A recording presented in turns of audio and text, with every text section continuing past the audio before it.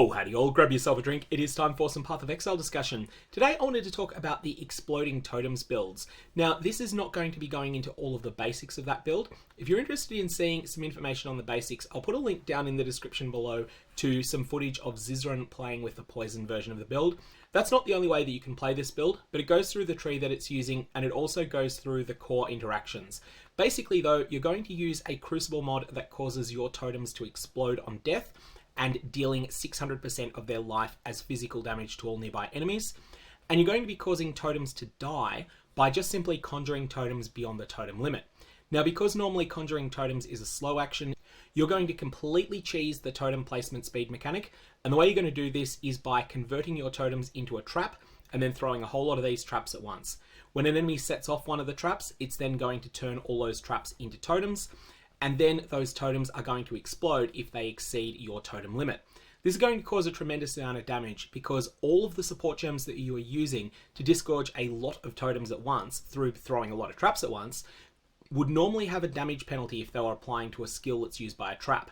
However, all of the less multipliers on cluster traps, trap support, and multiple trap support, none of these apply because it is not a skill that is doing the damage. It is the Crucible mod, which is a factor of those totems themselves, and your totem's life is not being nerfed here. So that's the way it works. If you want to see gameplay, Zizaran's video is down below. But let's just talk quickly about totem hit point mechanics, because these are not well understood, and they're just not well documented anywhere. A lot of this has been pieced together by a few different things that GGG have said over time, been maintained somewhat on the Path of Exile wiki, and then there's information that's scattered across POE as well. Let's start with native totem skills. So this is a skill that is a totem without any other support gems attached to it. Something like Rejuvenation Totem or Shockwave Totem. For these totems, their hit points are based upon two things. There is a hit point multiplier that is on the gem itself. This tends to be 120% for some of them, 100% for others, and it seems to be 120% for the ones that do not have any elemental tags.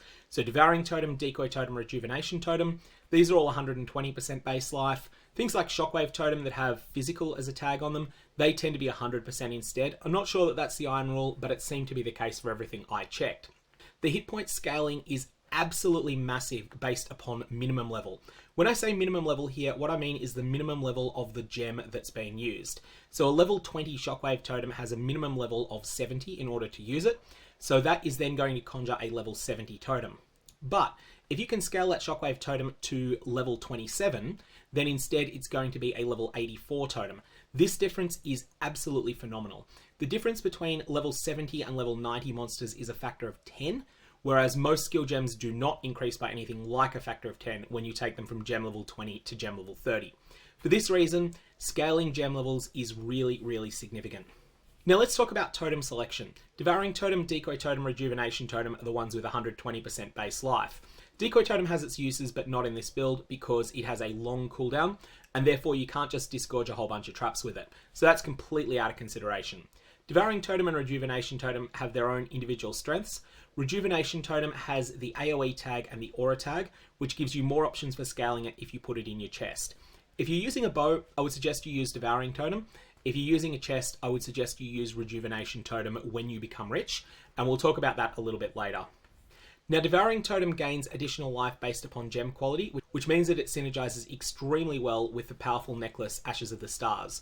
But I want to say, don't rule out Shockwave Totem. It is starting 20% behind, it doesn't have the life from quality either, and it doesn't have the life from gem levels that comes alongside Devouring and Rejuvenation Totems as well as just part of the skills. But you can scale its gem level much higher. I'm going to be testing 2 Cold Iron points and Shockwave because 6 gem levels is a lot. I'm not sure that it's going to work out to be better, but I think it's got some potential. Finally, Spell Totem support, and I would assume this also applies to Range Attack Totem as well.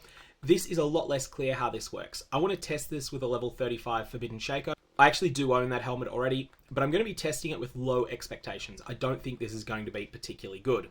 Okay, so let's talk Ascendancy choices. There's 4 popular options and they scale damage in 3 different ways. Firstly, there is the Chieftain version. This is fire conversion and is hit based and has easy access to totem life nodes.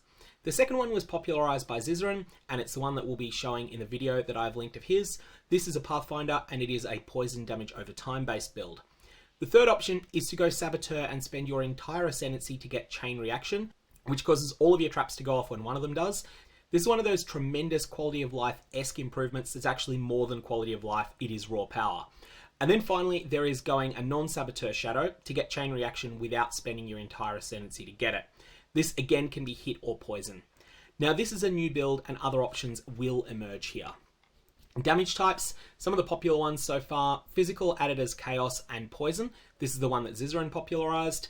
You can stay physical, go brutality and pride. I haven't really seen this done much yet, but I do think it's worth considering as an option. You have cold conversion and using heat shiver because heat shiver is absolutely bonkers. You have fire conversion as an option.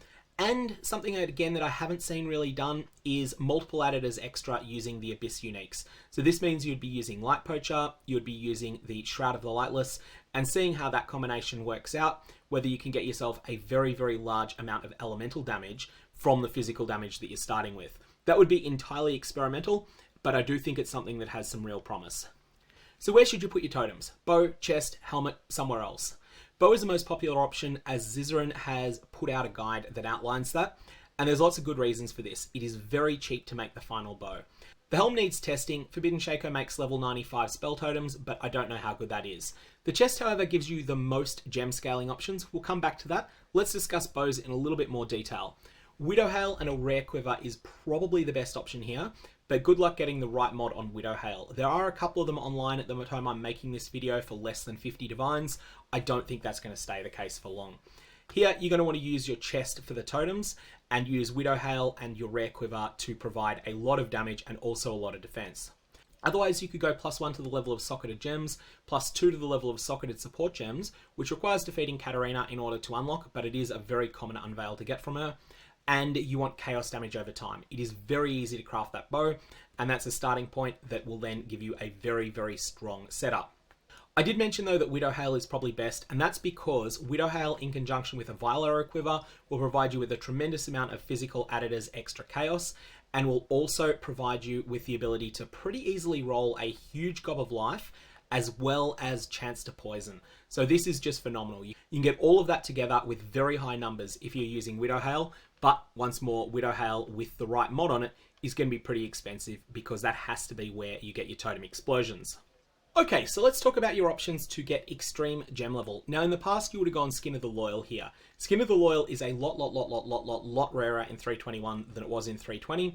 As a result, I'm not going to recommend this. There's not very many of them on the market, and of the ones that are there, there's even fewer that are triple red, triple green with good corrupts, or that are 6 white.